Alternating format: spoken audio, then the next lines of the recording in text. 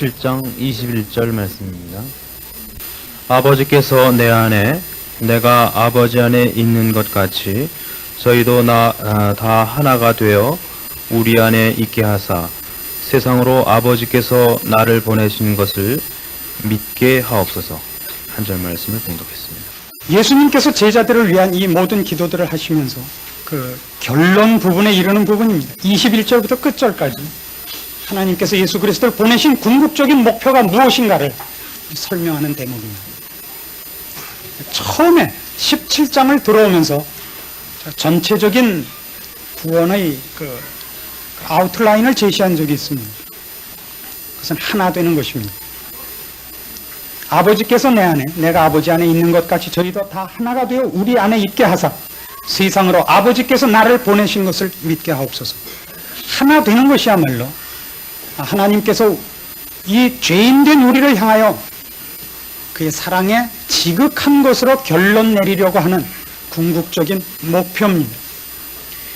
이것이 왜 우리에게 중요하냐 하면 요즘 신자들은 점점 이런 약화된 신앙을 갖기 시작하는 것을 봅니다. 마치 예수를 믿는 것은 죽은 다음의 일이거나 아니면 혹 살아서도 마음의 위안과 평안을 가지는 어떤 최소한의 방편으로 갖고 있는 분들이 점점 늘고 있습니다. 이것과 똑같습니다. 여러분 자녀가 고등학교를 졸업하면 대학을 들어가야 되듯이, 대학을 졸업하면 사회로 진출해야 되듯이 이 세상과 전 역사는 하나님께서 결국 목표하고 있는 어떤 곳을 향하여 가고 있습니다. 그건 불을 보듯이 뻔한 정도가 아니라 오늘이 지나면 내일이 오는 것, 그것보다 더 확실한 일들입니다. 그러나 아무도 신앙을 그런 엄연하고 절대적인 것으로서 그렇게 심각하게 받아들이지 못하고 그렇게 살지 못하는 것이 가장 큰 약점인가 합니다. 우린 예수를 믿었습니다. 그래서 하나님의 자녀 됐습니다. 하나님의 자녀가 됐다는 것은 내가 지금 사는 이 세상 삶 속에서 하나님이 내 편을 들으시고 어려운 일을 만나면 내 기도에 응답하시고 나한테 좋은 거 주시고 정도가 아닙니다. 말하자면 다음번에 내일 당장 생길 일들에 대하여 내가 준비된 것이고 무엇이 확보된 것입니다. 이것이 우리에게 왜 자꾸 어려워지고 있느냐 하면 세상이 도무지 그 힘을 잃고 있지 않아서 그런 겁니다. 주님은 다시 오신다는데도 오실 것 같지가 않고 하나님은 천지를 만드셨다는데도 하나님이 천지를 주관하는 이 같지가 않고 권력자들이, 불의한 자들이, 힘을 가진 자들이 세상을 다스리고 있으니까 우리가 가진 신앙이 자꾸만 쓸데없어 보이고 소용이 없어 보이고 중요해 보이지 않는 것입니다. 그래서 우리도 슬그머니 우리가 알고 있는 진리들과 신앙의 내용들을 뒤에 감춘 것입니다. 그래서 세상에서 살라고 하는 대로 타협하기로 해버렸죠. 여러분, 신앙이라는 것은 참으로 유치한 자리로부터 출발하고 어린아이로부터 출발하는 것이지만 애가 세월이 흘러도 일어나지 못하고 걷지 못하고 말하지 못하고 배우지 못하면 그건 참 문제되는 것입니다. 오늘날 현대인들이 겪는 신앙상의 가장 큰 문제가 뭐냐 그러면 이 절대적인 하나님의 계획과 그 속에서 자기 위치를 발견하지 못하고 사실은 대강 믿는 거라고 생각합니다. 우리는 실수하지 않는다고는 제가 얘기하지 않습니다. 죄를 안 짓는다고 얘기하지 않습니다.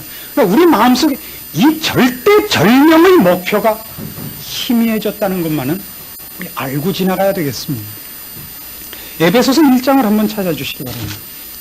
하나님께서 구원이라는 것을 어떻게 전 우주적인 관점에서 역사와 세계라는 그런 스케일로 계획하고 계시고 간섭하고 계시고 결론 내려고 하는가를 도와주시기 바랍니다. 1장 3절입니다. 찬송하리로다. 하나님 곧 우리 주 예수 그리스도의 아버지께서 그리스도 안에서 하늘에 속한 모든 신령한 복으로 우리에게 복 주시되 곧 창세전에 그리스도 안에서 우리를 택하사 우리를 사랑 안에서 그 앞에 거룩하고 흠이 없게 하시려고 그 기쁘신 뜻대로 우리를 예정하사 예수 그리스도로 말미암아 자기의 아들들이 되게 하셨으니 이는 그의 사랑하시는 자 안에서 우리에게 거저 주시는 바 그의 은혜의 영광을 찬미하게 하려는 것이라. 우리가 그리스도 안에서 그의 은혜의 풍성함을 따라 그의 피로 말미암아 구속 곧 죄사함을 받았으니 이는 그가 모든 지혜와 총명으로 우리에게 넘치게 하사 그 뜻의 비밀을 우리에게 알리셨으니 곧 그 기쁘심을 따라 그리스도 안에서 때가 참 경륜을 위하여 예정하신 것이니 하늘에 있는 것이나 땅에 있는 것이 다 그리스도 안에서 통일되게 하려 하십니다. 의역하면 다 그리스도 예수 안에서 하나 되게 하려 하심이라 그겁니다. 결국 우리가 본 요한복음 17장 21절의 본문과 같은 겁니다. 그걸 더 풀어놓은 것입니다. 우리 안에 하나가 되게 하옵소서. 하나로 재통일하려는 것, 이것이 예수 그리스도를 보내시고 역사와 이 세계의 궁극적인 목표로 갖고 계시는 하나님의 원대하신 계획입니다. 세계가 글로 가고 있고 역사가 그리로 가고 있다는 걸 여러분 잊지 마십시오. 하늘나라가 임할 것이며 하나님이 이제 이 온천한 만물을 불러 태워 없애시고 새 하늘과 새 땅에 우리를 부르실 것이며 모든 죽은 자와 산 자가 다 심판대 앞에 서서 하나님의 자녀로 영광된 나라에 들어가기도 하고 벌 받을 자로 영원한 형벌의 자리로 들어가는 일이 있고 진행되고 있습니다. 그러나 우리는 놓치고 삽니다. 예수 그리스도를 보내신 우리 하나님 아버지께서 그 일 때문에 그리스도를 보내셨고 그 일을 진행하셨고 진행하고 계시며 완성하실 것입니다. 우리는 꼭 이렇게 대답을 합니다. 베드로후서 3장으로 가보십시오.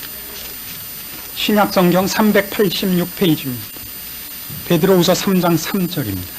먼저 이것을 알지니 말세에 기롱하는 자들이 와서 자기의 정욕을 쫓아 행하며 기롱하며 가로되 주의 강림하신다는 약속이 어디 있느냐? 조상들이 잔 후로부터 만물이 처음 창조할 때와 같이 그냥 있다 하니 이는 하늘이 옛적부터 있는 것과 땅이 물에서 나와 물로 성립한 것도 하나님의 말씀으로 된 것을 저희가 불어 잊으려 함이로다. 이로 말미암아 그때 세상은 물의 넘침으로 멸망하였을 때 이제 하늘과 땅은 그 동일한 말씀으로 불사르기 위하여 간수하신 바 되어 경건치 아니한 자들의 심판과 멸망의 날까지 보존하여 두신 것이니라. 그렇습니다. 예전에 노아 홍수 때도 노아가 이제 곧 홍수가 난다고 그러니까 모두가 그랬습니다. 그런 일이 난 적이 없다고. 가끔 홍수가 나기도 하고 가뭄이 들기도 하고 지진이 있기도 하지만 그걸로 세상이 파멸된 적이 없다고.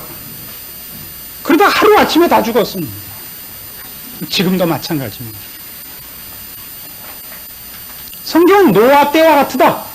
인자가 오는 때가 어떻겠느냐? 노아 때와 같고 롯 때와 같을 것이라 자주히 언급을 합니다. 노아 때 뭘 했길래요? 시집가고 장가가고 먹고 마시고 했었느니라. 이게 뭐가 잘못이죠? 다만 이 세상에서의 삶과 육체적인 소욕을 이루는 일로만 그들의 생명이 보존되고 유지되고 치장됐다는 것을 꾸짖고 있는 것입니다.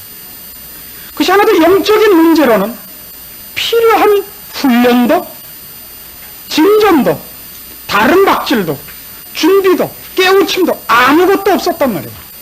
그래서 그냥 다만 생존했다가 세상 멸망하는 날 같이 죽고 말았다고요. 그건 신자가 아닙니다. 우리는 분명히 예수를 믿는 것과 마음의 위로를 받으려는 것은 분리해야 됩니다. 여러분 모두에게 좋게 될 겁니다. 잘 될 겁니다. 이렇게 얘기해 주는 것을 기독교 신앙이라 그러지 않습니다. 우리의 삶의 자세와 원리와 방법과 가장 큰 진심이 하나님의 요구와 명령 앞에 순종하도록 훈련되는 것이며 기쁨으로 항복하도록 그와 사귀는 것입니다. 그는 우리에게 모든 좋은 것으로 주시는 분이며 우리를 만족해 하시는 분입니다. 그 안에 만족과 기쁨이 없다면 예수 믿을 필요 없습니다. 전호 목사가 건축원고 안내때 되게 댕댕거린다 이렇게 생각하십니까? 좀 그것과는 상관없습니다. 여러분이 내셔서 되고 안 내셔서 안 되는 일은 없습니다. 김성준 선교사님이라고 있습니다. 브라질에 가셔서 벌써 10여 년째 선교 활동을 하고 계시는데 안식년이 되어서 한번 서울로 쉬러 오셨다가 이제 그 안식년이 끝나고 다시 돌아가시게 돼서 그 파송했던 교회에 설교를 하시게 됐습니다. 처음 그 설교를 하러 떠나시는 날짜가 공교롭게 되었고 정월 첫 주일날 서게 됐는데 그 교회에서는 정월 첫 주일에 선교 헌금을 작정하는 일이 있습니다. 이분이 뒤에 앉아서 가만히 보니까 그냥 선교 헌금을 작정하고 자기가 선교사로서 설교를 하게 된 게 조금 뿔따구가 나신 겁니다. 쉽게 얘기해서. 그래서 그분이 설교하다 이런 얘기를 하시더라고요. 여러분이 기도해 줘서 선교가 되고 헌금을 내줘서 선교가 된다고 생각하면 전 싫습니다. 여러분이 돈을 내서 선교가 되고 기도를 해서 되는 게 아니라 하나님은 어쨌든 자기 일을 하시는데 여러분이 기도하면 여러분이 하나님 한 일에 하나님이 하신 일을 하나님 나중에 네가 했다라고 해주는 것이지 여러분이 안 내면 안 되고 내면 되고 하는 하나님의 일은 없습니다. 믿으십니까? 안 믿으시죠? 내기 한번 하실까요? 그분이 이런 내기를 걸었습니다. 똑같이 한번 교주를 해보십시오. 그럼 몽땅 다 선교 헌금을 끌어보십시오. 되나 안 되나?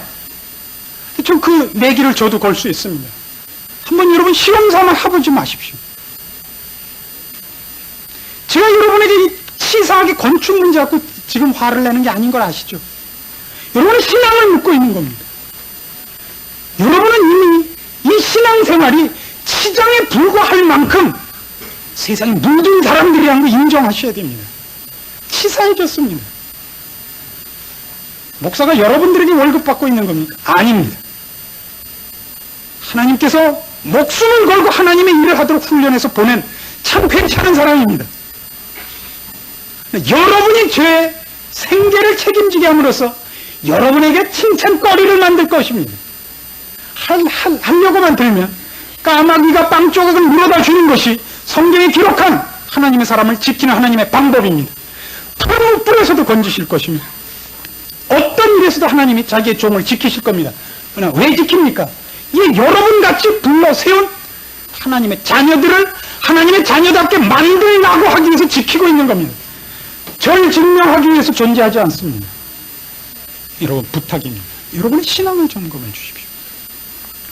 여러분의 진심이 어디 있는가를 봐주십시오.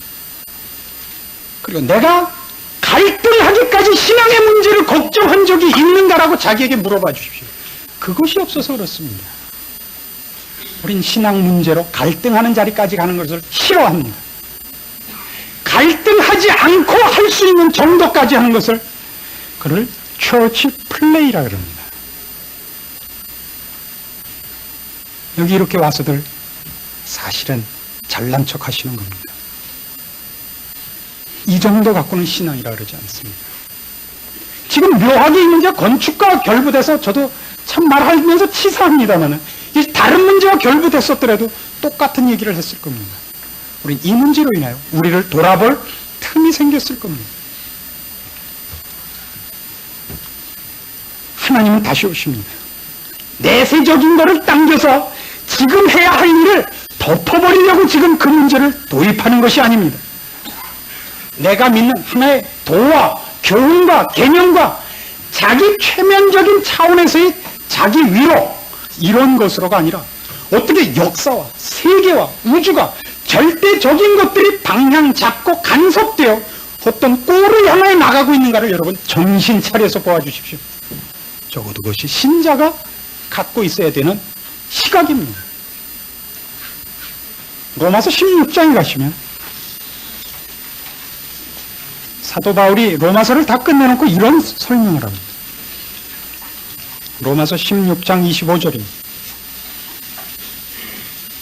나의 복음과 예수 그리스도를 전파함은 영세전부터 감추었다가 이제는 나타내신 바 되었으며 영원하신 하나님의 명을 쫓아 선지자들의 글로 말미암아 모든 민족으로 믿어 순종케 하시려고 알게 하신 바 그 비밀의 계시를 쫓아낸 것이니 이 견고케 하실 지혜로우신 하나님께 예수 그리스도로 말미암아 영광이 세세 무궁토록 있을지어다. 아멘. 놀라운 선언입니다. 혹 잘못 보시면 이것은 아주 협의의 내용이 됩니다. 예수를 믿어 형벌의 자리로부터 영원한 축복의 자리로 옮겨진 구원의 감격을 얘기하고 그것을 전하는 본인의 기쁨과 사명에 대한 그 어떤 감격을 얘기하는 것으로 보이겠습니다만 사실 이건 훨씬 더 큰 얘기입니다. 이런 얘기가 있기 때문입니다. 사도행전 1장을 찾아주십시오. 예수님이 죽음에서 부활하셨습니다. 그리고 제자들을 만나셨습니다. 이제 승천하시려고 합니다. 제자들이 모여서 무엇을 물었는지 아십니까? 사도행전 1장 6절입니다. 저희가 모였을 때 예수께 묻자와 가로되 주께서 이스라엘 나라를 회복하심이 이때니까? 기억하십시오. 이스라엘 백성은 이렇게 생각했던 민족입니다. 하나님의 구원의 대상과 축복의 대상은 민족적 차원에서 자기네 민족뿐이라고 생각했습니다. 그리고 하나님께서 그 민족을 완성하시며 영광의 자리에 안전하도록 올려놓는 날이 올 것이라고 생각을 했고 그런 차원에서 메시아를 기다리고 있었습니다. 주님은 분명히 그런 일 때문에 오셨습니다만은 그거는 민족적 차원이 아니라 영적 차원에서의 그의 자녀들이었습니다. 국가와 민족이라는 구별이 아니라 예수를 믿는 하나님의 사랑을 받은 모든 전 인류에 오고 오는 모든 세대 속에서 태어날 수많은 하나님의 자녀들이었습니다. 그것이 지금 로마서 16장 25절 이하에 있는 사도 바울의 생각인 것입니다. 이 복음으로 말미암아 하나님이 그의 계획을 이루시며 이 우리 모두를 불러 하나 되게 하시는구나. 그것 때문에 이 복음을 지금 기뻐한다는 겁니다.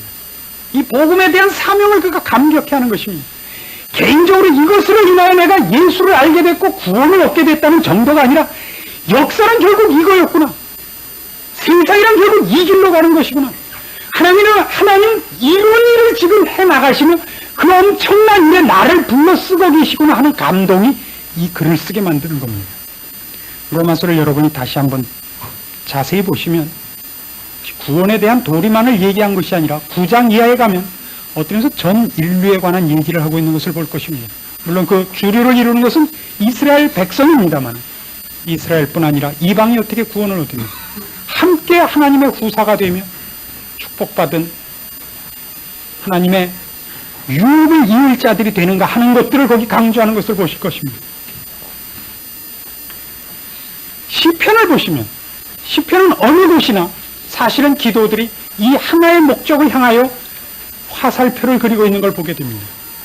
하나님은 온천하 만물에게로부터 찬송을 받으십시오. 하나님의 통치권은 전 영역에 걸쳐서 확장되시고 완성되시고 영원토록 그렇게 하소서. 이렇게 되어 있습니다. 개인적인 감격의 선을 넘어서는 겁니다. 대표적인 것 두 개만 보십시오. 150편입니다. 시편을 어떻게 끝내는가 보십시오. 150편 6절 함께 보십시오. 호흡이 있는 자마다 여호와를 찬양할지어다. 할렐루야. 호흡이 있는 자마다 모든 생물은 하나님을 찬양하게 되어 있습니다. 피조물 어떤 영역에도 하나님의 통치로부터 제외되는 것이 없고 하나님을 찬양하는 데서부터 반역하는 자가 없습니다. 146편으로 가십시오. 10절 보십시오. 146편 10절 같이 보십시오. 시온아 여호와 내 하나님은 영원히 대대 통치하시리로다. 할렐루야. 이 영원 대대로입니다. 아까가 공간적인 차원에서 전 영역을 얘기했으면 이제는 시간적 차원에서 영원을 얘기하고 있습니다. 그것이 지금 진행되고 있다는 것을 기억하십시오. 세상 나라들과 세상의 권세자들이 기독교에 대하여 뭐라고 반응하든 찬성을 하든 반대를 하든 무관심하든 역사란 이 하나의 목적을 향하여 흘러가고 있는 것이지 다른 것을 위해서는 존재하지 않습니다. 페르시아가 일어나고 그리스가 일어나고 로마가 일어나고 이제 드디어 우리가 아는 이 현대 국가가 생겼습니다. 공산 국가가 있든 민주 국가가 있든 한 나라의 정치가 어떻고 경제가 어떻든 역사는 오직 이 하나의 목적을 향하여 가고 있습니다. 우리는 그것을 알고 있는 자들이며 그 안에서 우리가 하나님 앞에 부름을 받고 있습니다. 나 하나의 존재가 이 일에 쓰이는 것으로, 또 이것을 제대로 이 흐름을 못 보는 자들을 위하여 하나의 증인으로 그렇게 섭니다.